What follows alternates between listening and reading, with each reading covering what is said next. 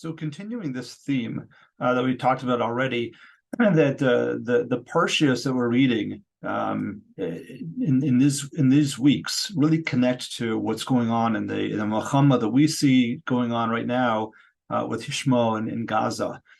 So in Parshas Vayera, right before the Akedah, we have the Maisa, and this is going to be important. We have the Maisa of Avimelech wanting to make a bris with Avram Avinu, and then Avram bringing these Sheva Kvasos as part of this bris.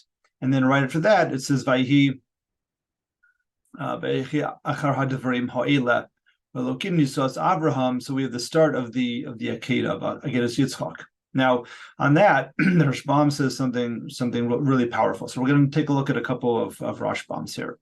So he says, "Vayhi achar hadavrim ha'ele." He says, "Kol makom shene'amar achar hadavrim ha'ele mechubar el haparsha shelamala." Anytime it says "Vayhi achar hadavrim ha'ele," what does it mean after these things happened? It means that it's connecting it to the Parsha that precedes it. So in our case, it's Avimelech, but now the Rashbam is going to bring a proof of that from several places.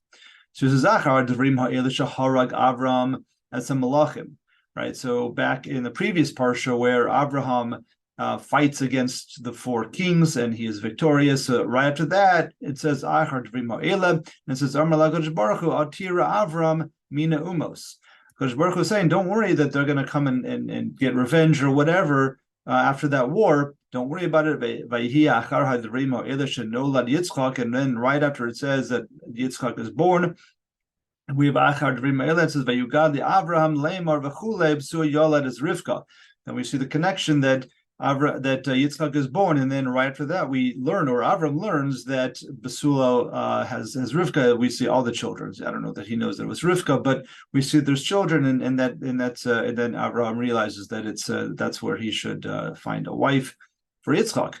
V'chein achar devrim ha'ela shehigid Mordechai abigsim v'seresh godol hamelech hachashverosh as ha'am. So right after the Ha'amites of Mordechai, when he overhears Big Son and Seresh and making their plans to poison the king.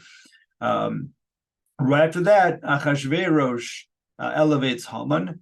Sheratz Elarog as Mordechai, that he wants Haman, who wants to destroy Mordechai and all the Jews. And so Achashverosh is telling us that it happens to connect right back to the Maisa of Big Son and Viseresh, which is what is going to ultimately save Mordechai and end up hanging Haman. Afkan, so to over here, Achar Dvrim Shakaris Avraham bris Avimelech, after he makes this bris with Avimelech, Lo Ulanenu Ulechdenu Shel Avram, for the generations after Abraham is what this bris was for. V'nasan Lo Sheva Kvasos at Son, and he gives him the 7 sheep. Bechora Apo Shel HaKadosh Baruch Hu. HaKadosh Baruch Hu is not happy with this arrangement, with this bris. Azor Shahari Eretz Plishtim Bechlal Gvul Yisrael. The Rashbam says that the Eretz Plishtim, right? This is down and again very connected, right? This is down south. The Plishtim had the south of Eretz Yisrael, right? We know that because that's where the Plishtim is right in the border of Mitzrayim.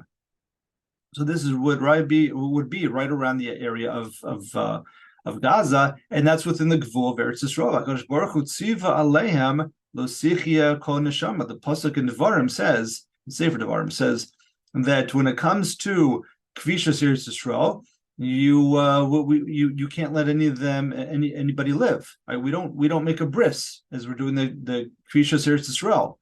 V'gam Yehoshua metilin al arei chameshes sarni plishtim gorol lechein. So lechein ve'elokim niso as Abraham.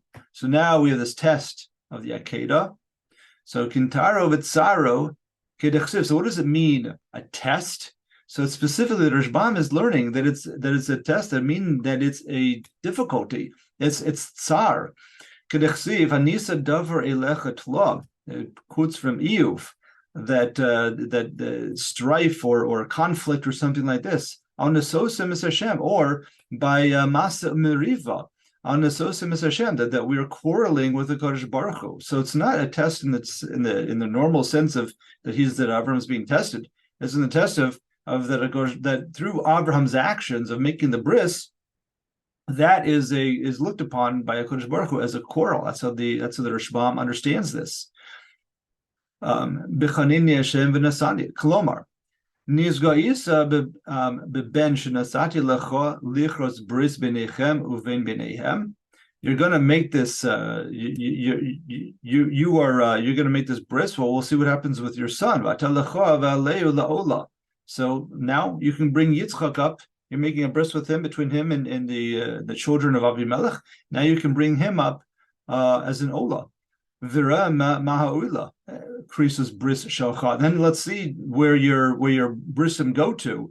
What the effect is going to be once you bring up Yitzchak as an ola. Then he says in the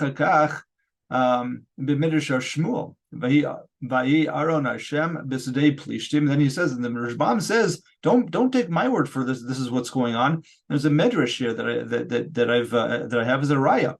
It says, "Vayi Aaron Hashem b'zedei plishtim shiva chadashim." Why was the Aaron lost in the times of right? And this is the end of the days of Elia Cohen, when the Aaron was lost to the Plishtim for 7 months, cause of Sheva Kvasos Atzon Tikach Miadi. This is from 7 months connected the 7 sheep. Amar Logash Baruch Hu At Nasata Lo Sheva Kvasos Chayecha Shabonavosim Sheva Melchamos Ibonecha V'Noschimosan. So Gosh Baruch Hu says not only that, you gave him 7 sheeps. Well, you're going to have to fight, or your offspring, your generations later are going to have to fight 7 different wars with the Plishtim, and they're going to win.